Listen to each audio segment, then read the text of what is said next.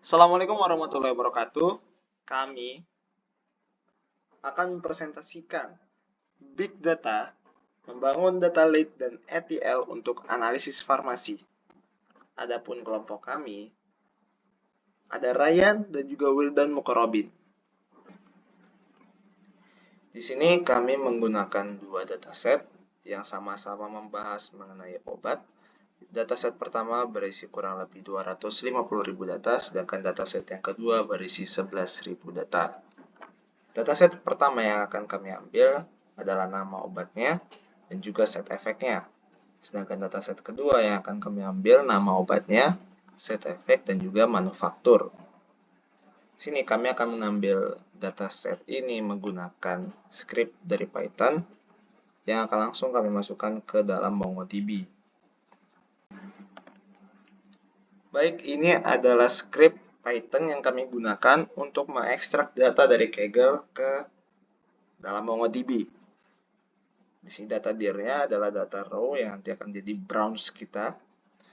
Data setnya kita masukkan dan juga koneksikan ke MongoDB. Di sini untuk melakukan download dari Kaggle, kita harus melakukan autentikasi API Kaggle-nya agar nanti kita bisa mengekstrak atau mendownload data dari Kaggle dan masukkan ke dalam MongoDB.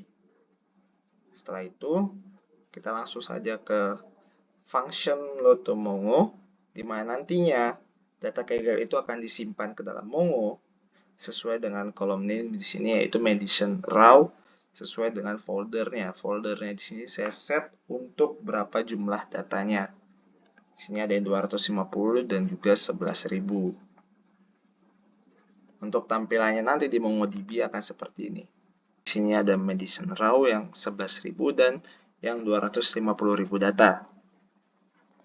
Yang 11 ada name-nya, ada set effect dan juga manufaktur. Nanti akan kita ambil di Power BI.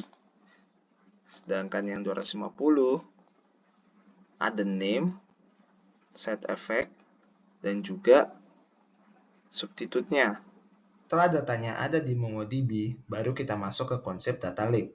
Data lake ini bisa kita anggap seperti gudang besar yang isinya data mentah dari berbagai sumber. Bukan cuma satu tabel yang rapi seperti database biasa. Secara struktur, data lake biasanya dibagi 3 layer, yaitu bronze layer atau data asli yang belum diolah, silver layer, data sudah dibersihkan dan distandarkan, dan juga gold layer, data yang siap pakai untuk BI ataupun ML, biasanya sudah diringkas atau diperkaya. Jadi analogi simpelnya itu, bronze adalah daging mentah dari pasar, silver adalah daging yang sudah dicuci dan dipotong, sedangkan gold adalah daging yang sudah jadi masakan siap saji. Berikutnya kami menggunakan ETL atau Extract Transform Load untuk mengambil data dari MongoDB yang kemudian kami transform dan akan kami load menggunakan script Python ini. Di sini datanya dari MongoDB adalah data bronze atau raw. Sedangkan untuk silver dan gold kami membuat folder baru di sini. Jadi pertama-tama kita harus setup foldernya dulu. Setelah itu kita koneksikan ke MongoDB, lalu baru kita ekstrak dari MongoDB. Kita ambil dari kedua connection yaitu Medicine Raw yang 11.000 dan Medicine Raw yang 250.000. Setelah kita sudah mendapatkan datanya, kita kemudian transform atau normalize kolom yang ada. Kita clean nama drugs-nya atau nama obatnya. Setelah itu kita handle set effect. Karena di sini set effect-nya itu ada yang nulls di dalamnya. Jadinya beberapa kita kosongin.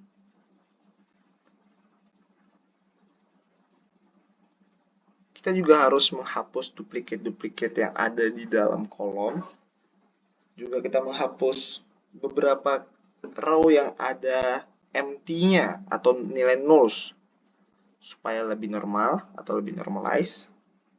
Baru kita simpan ke dalam folder silver yang nantinya akan kita masukkan ke dalam folder gold dan siap dipakai ke Power BI sebagai visualisasi data yang nantinya Bisa digunakan untuk machine learning, business intelligence, dan banyak lainnya. Baiklah, di sini saya akan menjelaskan hasil analisa dan dampaknya berdasarkan visualisasi yang telah saya tampilkan di sini. Bisa kita lihat, di sini terdapat 4 visualisasi. Yang pertama yaitu count of side effects by drug name. Yang kedua ada count of drug name by side effects. Ketiga ada count of drug name by manufacturer. Dan yang terakhir ini all data, yaitu semua data dari ketiga visualisasi ini, yaitu manufacturer, drug name, dan side effects. Oke, bisa kita lihat di chart pertama yaitu count of side effects by drug name. Di sini kita menampilkan jumlah side effect atau efek samping di tiap obat.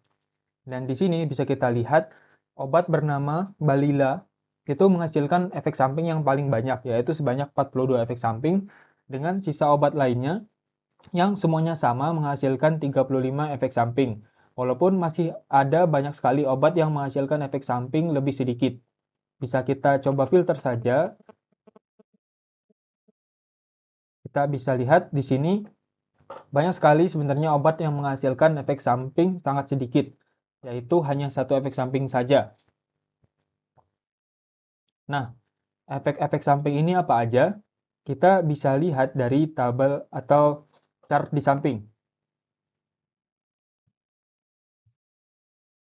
Oke, di sini kita bisa lihat count of drug name by side effects, yaitu berapa banyak jumlah obat berdasarkan efek sampingnya. Di sini kita lihat yang paling besar yaitu nausea atau mual-mual, diare, dan vomiting yaitu muntah-muntah.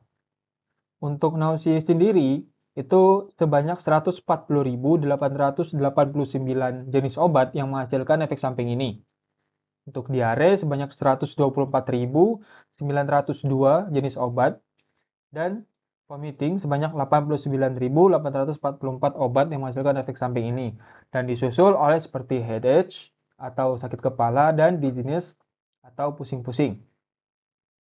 Nah, banyak sekali sebenarnya jenis-jenis efek samping selain kelima efek samping ini.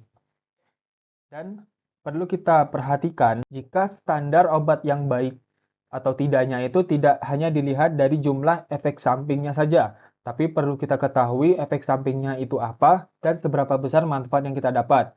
Efek samping sedikit belum tentu bagus jika efeknya sangat parah dibandingkan manfaat yang didapat, dan sebaliknya efek samping banyak itu belum tentu buruk jika manfaat yang didapat lebih besar dibanding efeknya. Lalu apa gunanya jika kita melihat obat yang memiliki efek samping sangat banyak? Gunanya adalah ini masih merupakan salah satu variabel pertimbangan dari kita jika ingin mengonsumsi obat yang kita pilih. Dan seperti yang saya bilang tadi, kita juga harus melihat jenis efek samping apa yang akan kita dapat. Apakah itu lebih parah dari manfaat yang kita dapat atau tidak. Kita lanjut ke chart ketiga, yaitu count of drug name by manufacturer. Di sini diperlihatkan berapa banyak obat yang diproduksi di tiap manufacturer atau farmasi atau pabrik lah. Yang paling pertama yaitu ada Sun Pharmaceutical, kedua ada Intas Pharmaceutical, dan ada Cipla Pharmaceutical. Sun Pharmaceutical ini memproduksi kurang lebih sebanyak 803 jenis obat. Intas Pharmaceutical 635 jenis obat, Cipla sebanyak 557 jenis obat. Jika kita lihat di Sun Pharmaceutical ini, masih banyak obat-obat yang diproduksi itu menghasilkan efek samping yang sangat besar.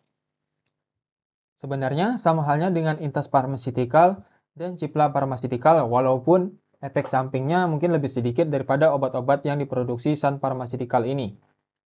Namun, jika kita lihat dari Sun Pharmaceutical, Intas Pharmaceutical, dan Cipla Pharmaceutical, efek samping yang dihasilkan itu relatif sama secara garis besar, yaitu seperti nausea, headache, diare, vomiting, dan dizziness. Jadi, manufaktur atau pabrik-pabrik seperti ini masih menghasilkan obat-obatan yang memiliki efek samping yang sangat banyak. Walaupun mungkin ada obat-obat yang mereka produksi itu memiliki efek samping yang sedikit. Kembali lagi, apa manfaat dari obat tersebut dan seberapa parah efek samping yang kemungkinan akan kita dapat. Nah, hal ini tentunya memiliki dampak bagi lingkungan sekitar. Misalnya dampak bagi pasien, obat dengan banyak efek samping dapat memperburuk kondisi pasien, bisa menyebabkan gangguan baru, bahkan dalam kasus ekstrim dapat mengancam nyawa. Nah, itu pentingnya mengetahui apa efek samping yang kira-kira akan terjadi terhadap tubuh kita. Hal seperti ini pasti akan mengarah ke menurunnya kepercayaan masyarakat terhadap jenis obat tersebut dan produksinya.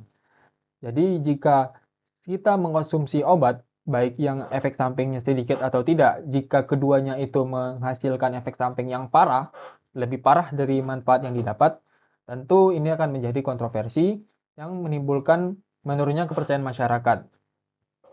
Jika sudah begini, pasti akan berdampak terhadap industri itu sendiri, seperti adanya penarikan produk dari pasar atau recall yang bisa menghabiskan biaya yang besar, serta adanya gugatan hukum dari pasien yang terdampak. Jika pasien atau orang yang mengkonsumsi obat ini mendapatkan efek samping yang sangat parah, tentu dari pasien tersebut atau keluarga pasien mungkin bisa mengajukan gugatan terhadap industri atau farmasi yang memproduksi obat ini. Hingga akhirnya ini akan menurunkan citra dan loyalitas pengguna terhadap perusahaan farmasi itu, dan hingga akhirnya memengaruhi saham dan investasi dari perusahaan farmasi itu sendiri. Baik, itu tadi penjelasan hasil analisa dan dampak berdasarkan ketiga data tadi, yaitu obat, efek samping, dan pabrik apa saja yang memproduksi obat ini. Seperti yang saya sebutkan di awal, kita hendak lebih bijaksana dalam memilih obat untuk kita konsumsi. Seberapa parah efek samping yang kita dapat, bukan hanya seberapa besar atau seberapa banyak efek samping yang ada di obat tersebut, dan juga bandingkan dengan manfaat yang kita dapat.